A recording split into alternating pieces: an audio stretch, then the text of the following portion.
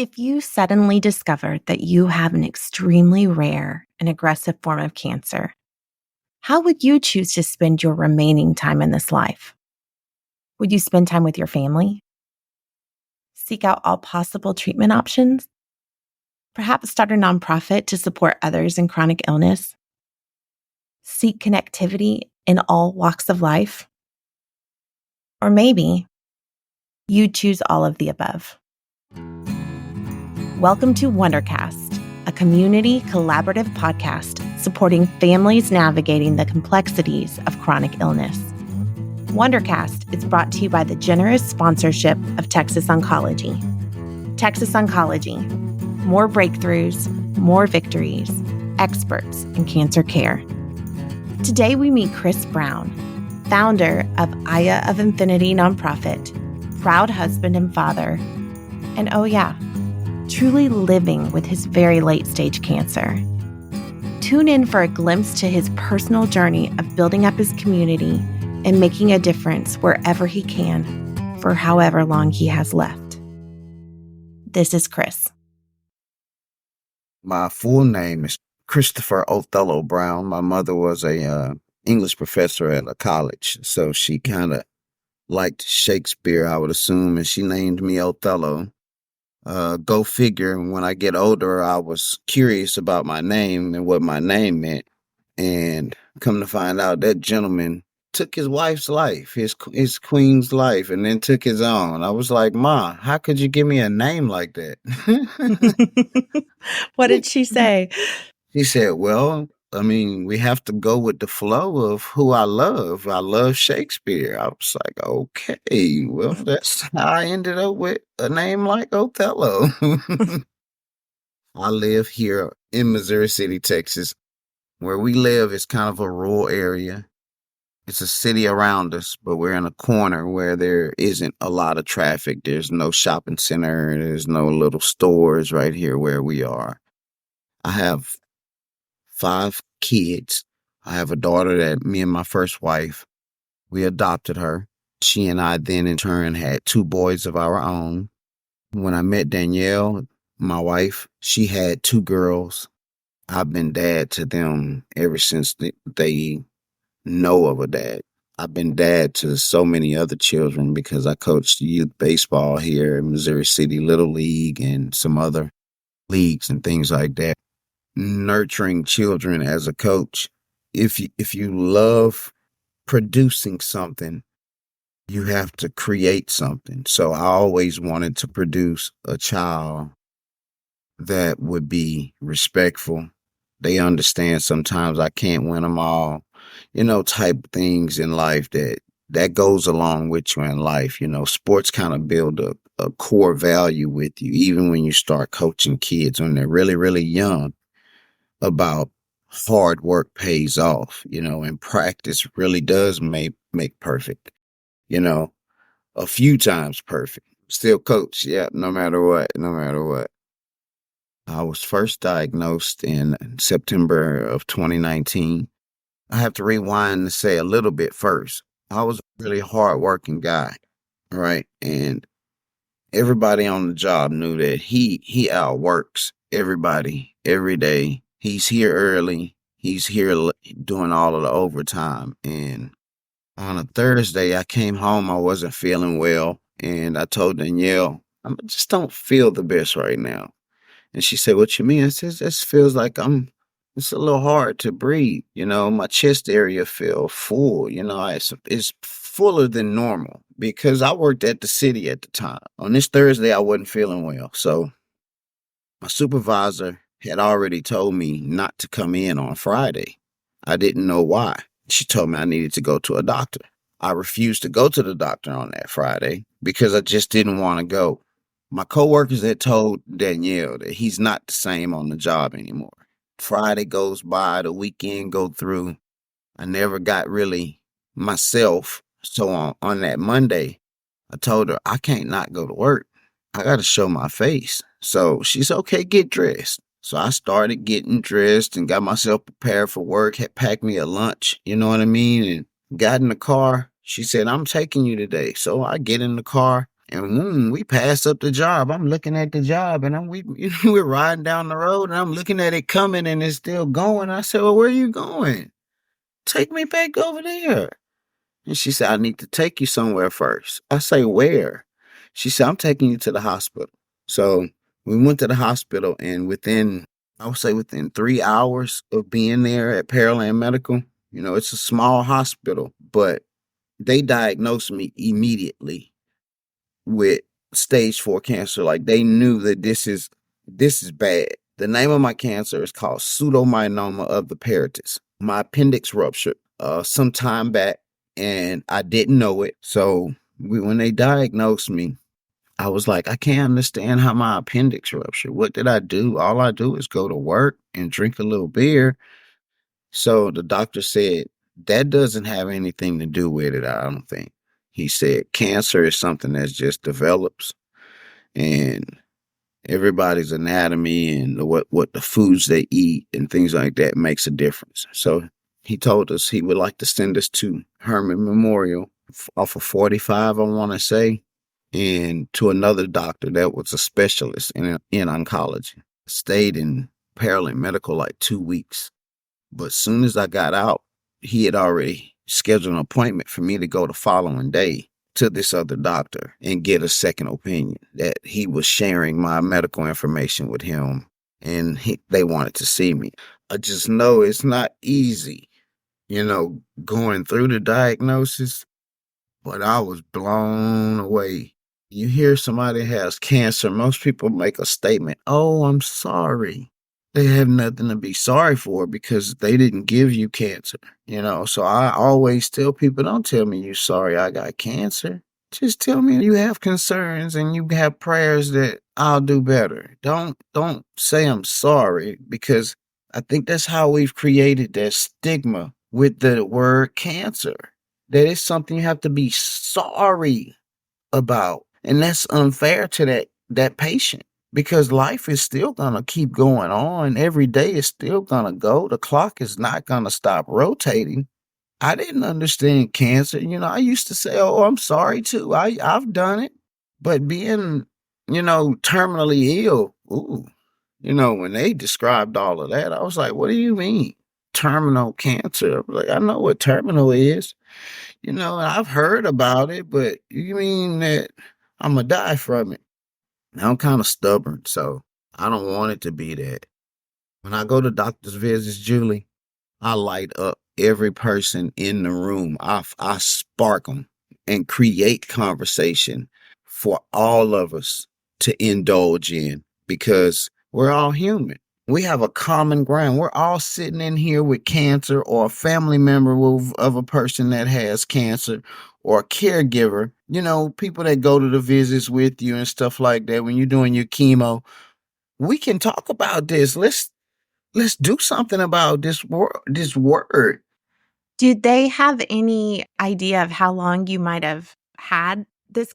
They said I had it about 6 years prior to me Wow. finding out. Appendix had completely ruptured, and the fluids out of the appendix eventually eroded the stomach lining. And that's how it affected practically every organ in my body. They trimmed pieces off of every organ in my body for more than one reason. They trimmed it because they were getting the cancer off, of course, but they also were trimming it so later on I'll have space. The simplest way to look at it is that I'll die from suffocation, that I'm going to keep expanding and expanding, and eventually it's going to push onto my lungs where I can't breathe, right?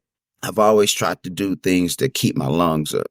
I try to move around. I try to work. I ride my bicycle, constantly walking throughout the day. I sit outside and soak up the sun, and it's all to try to fight back. It's an extremely rapidly growing cancer, and it takes no prisoners. If it's got you, it's got you. You're not going to shake it. So it's just best way to live with it, and I choose to live with it and look at cancer. A lot of times you'll hear me speak of cancer or him in like a third party or a fourth party individual, right? Because he's my enemy. He's my enemy. He's her enemy. He's her enemy. He's all of our enemies right now. And we can't just let just him alone, ruin all of us. That's how I take cancer. So I tell people all the time, cancer ass running from me. Yep. He running from me because if I catch him, I'm gonna do something with him. I'm gonna get rid of him. You know what I mean? And I say that because I look at it from once I find the healing tool that works, if I can figure out how to reverse those, and keep my immune system stronger and keeping my lungs strong, I have to use this breathing tool 3 times a week. It's been highly recommended that I do it for 30 minutes, while I'm watching TV or whatever. The doctors told me if my lungs start failing, it's because they're weak. My strength to survive is to breathe. If you can't breathe, you're up crap creek. After I left this doctor in off of 45 at Herman Memorial, his words to me was, you're in a really, really bad situation because of your insurance. Your insurance is not going to cover this at all. It caused Danielle to start digging into different insurances immediately while we're in his office, right? So she's trying to look up my insurance and see where there might be a wormhole some kind of way where I could get into MD Anderson, because it was like, I want to go to MD Anderson then if this is what's going on. So he told me, he said, and that's probably the best place for you. They immediately told me I couldn't go back to work. I couldn't do nothing. Don't pick up nothing anymore and all of this. It's like my life got raped away from me, because I don't like being dormant. I try to stay real active and I try to make people smile. I know the most important thing is love. In my past, I didn't know how to love people or things or life the way I should have. And for right now, I finally experienced what real love is, as far as a companion or what he's created us. I do so much outside that everyone in the family, they be like, man, you need to go inside. It's hot. You still outside. I push myself in different environments and do the things I do because I'm not weak minded to cancer. And since I know he's trying to weaken me uh, through my emotions, you know what I'm saying? I have to catch him real quick, because he can really bother you. Danielle makes jokes and be like, he's crazy. And be like, Chris, you crazy. You know what I mean? And she'll be like, yeah, he crazy. He crazy enough not to feel pain. He's crazy enough not to stop when he probably should, because I'm showing the strength that needs to be shown for the family amongst all the difficulties and things that has happened with cancer and obstacles that we faced with insurance and just health, learning how to eat again, learning how to live again, learning how to have a bowel movement again. It's like, ugh, man, this is a lot. It is a full-time job to survive. How do you feel like your kids have come to understand your illness? Do you feel like this is the norm? Dad just has this illness and we're just living life. Or do they feel like they worry about it? They love the fact that I'm strong and that I make things happen. They always say, tell daddy to do it. It'll get done. Like he's still the one to depend on for anything to get done. And a lot of times when we're at places, when I speak, they'll see people make donations and stuff like that. And I love that your family sees you living life, yeah, even with your diagnosis and the hard prognosis that you've been given. They see your resiliency, and I think that is a huge example of strength for your kids. and that's what our Infinity biggest thing is, resilience. Yeah, resilience to overcome and use the resources that you have to overcome. Talk to me about Eye of Infinity a little bit, about how it came to be. We were noticing everybody was having the anxieties. We started seeing the anxieties and things that was in me because I told her I want to go see a doctor, a psychiatrist or someone to talk to about my anxiety because I can't keep still. It's like my mind just steady thinking and racing, thinking about cancer. And I went to 2 or 3 different places and I couldn't get what I was looking for as far as me seeing a doctor. I told my children when I went in the hospital that if I survive, I'm going to do something better for other people that may suffer from what I suffer from, since it's such an extremely horrible disease that I have. And I knew that it would be a challenge because there's not many being diagnosed. Danielle always saw that I love to inspire people. I'm always like, I'm big on, hey man, give me a hug.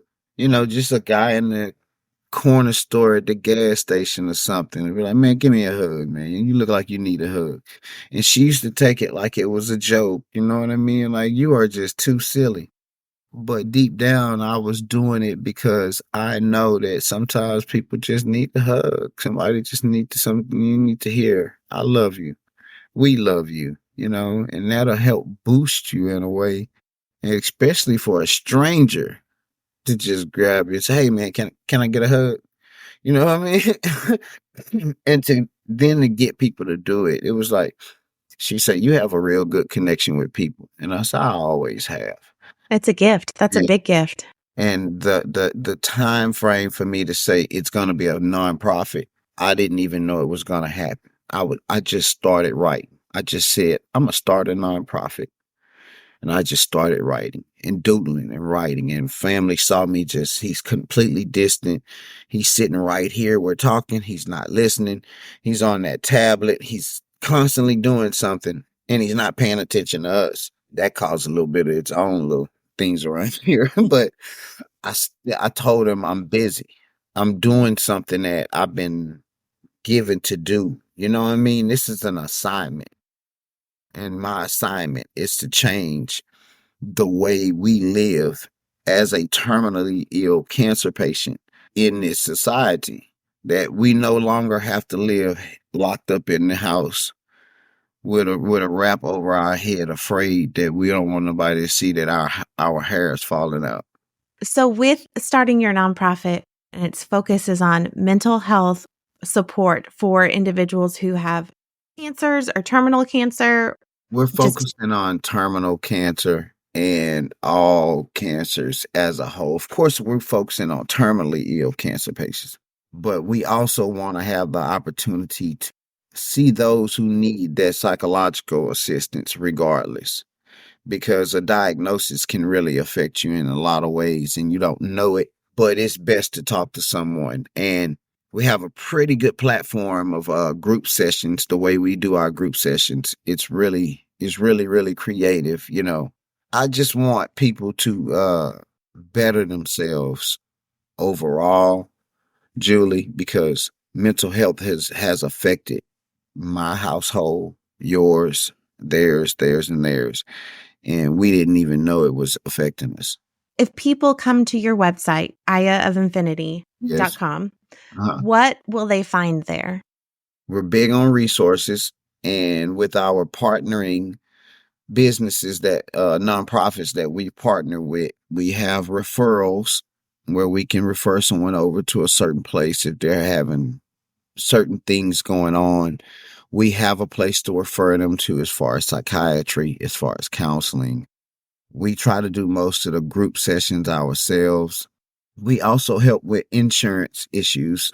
Since Danielle is an insurance broker, she can break down what you have, what your real coverage is, how much of this is going to be covered along the way, and what else you may have to add as far as certain insurances.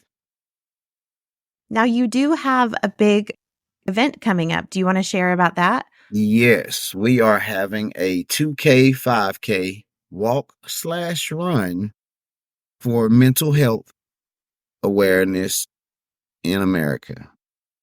And we're going to correlate a little bit of the aspect of cancer involved with a short speech once we finish the race and everything. We're going to do a small little presentation and speak with everybody about cancer and like a Q&A, a quick Q&A. And when they get to the registration table to register, there's going to be a QR code there, and The QR code is going to come from the Mental Health Association of America in office of Fort Bend. They'll scan this QR code and it'll answer like 5 or 6 questions, and then you can take off on your walk. But when you do this little QR code thing, it's going to ask you some questions that's going to identify if you may have depression, you may be dealing with anxiety. It's a small little questionnaire, and you get to answer it and you get to find out on your own. Now, once you do, when you do your own homework and find out something about yourself, it's really up to you. But we're looking for everybody to come back once they finish looking at their numbers and say, hey, I want to talk to you all. I have someone in my family that's dealing with cancer, because it's on every corner. We moved here with my dad here 3 years ago because Danielle was having trouble with me getting me up and out of the tub, because I used to lay in the tub for hours upon hours, right? We was in an apartment, one bathroom. The girls come to the bathroom. I just throw the curtain back and Danielle's sitting there, and it was just like they've experienced so much along the way with this, and then we moved here and it was just so much to do here, because my wife had passed, and his eyesight isn't the best. So it's a lot to do around here. And it's like, we always want to do something, but he don't want anything to change because he knows where everything is. I think overall, we're all dealing with our own challenges of mental health. Don't know how to express it to the next person. And I think getting into a group setting, and a setting outside of the house box, because when you're at home going through cancer, you're in a box. Get outside the box. As they say, think outside the box. There's no way that you can think outside of the box if you're just going to continue to stay in the box with cancer. So I'm outside of that box. That's how I look at me and how I function. I function outside of that box of cancer because, yeah, I have terminal cancer, but I'd be dang it if I let terminal cancer damage my decisions on, you know what, I'm going to go do this event on this day. If I wake up feeling horrible, I'm still getting up and I'm going to go. I might move a little later, but I'm going to get there. You know what I mean? If I'm hosting an event, I'm going to get there, That's because I got that resilience, to be honest with you. Well, and I love that this event will bring all people from all walks of life together. It's going to be in Missouri City, Texas at Hunters Glen Park off of Independence. The date on that is May 18th. We'll link it on our website so that way people can it's not too late for people to register. Will you have on-site registration? Yes, there will be on-site registration. That's exciting. Yeah, we're going to do a walk-around help for our participants. It's going to be a $5 donation to participate. And of course, there's vendor slots available. And the vendor slots are only $45. We're only asking for a $45 donation from our vendors because our focus right now is Eye of Infinity needs to grow and needs to bring more awareness to mental health for our reasons, just like Wonders and Worries reasons for what they do with cancer and how they help the youth. I admire you guys for doing what you do. And to be honest with you, you all were a very, very big inspiration for me to start the foundation. Oh, that's really nice. That's very kind. Because I saw something in Danielle first time I met her. I said, she is truly sincere about this. She's very special. Yes. Very sincere, right? So I immediately said, I want to do something like that for the older people, the adults, the people that don't want to, the ones that say, I don't need to talk to nobody, and technically they do. They do for sure. I love that you have such a supportive family. Mm-hmm. That's They say really I'm never around. They say, "You stay gone."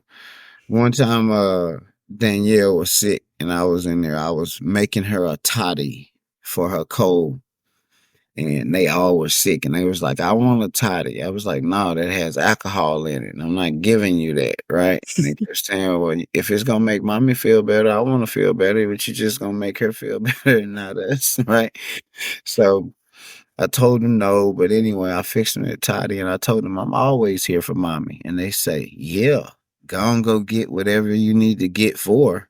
Yeah, I got friends around in the area. I kind of grew up in this area, so it's like every time I move, I bump into somebody that I know, or you know, never met a stranger. And if you don't know him yet, you're about to know him. I'm about to know them. I'm just that kind of guy. I open up and conversate with anyone. I love it.